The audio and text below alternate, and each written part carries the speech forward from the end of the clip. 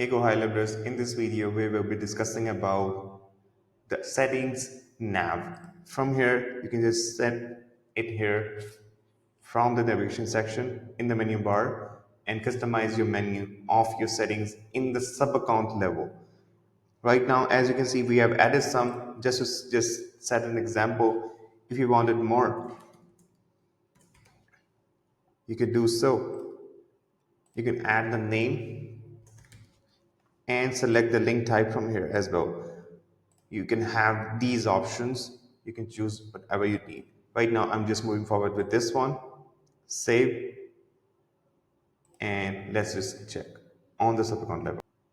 As we are right now on the sub account level, in the settings section you can find in the navigation bar we had added this button. This is an extended one and all the functionalities of your support chat has been added here. You can use it and also add more functionalities if you want. Hope you like it. Thank you so much.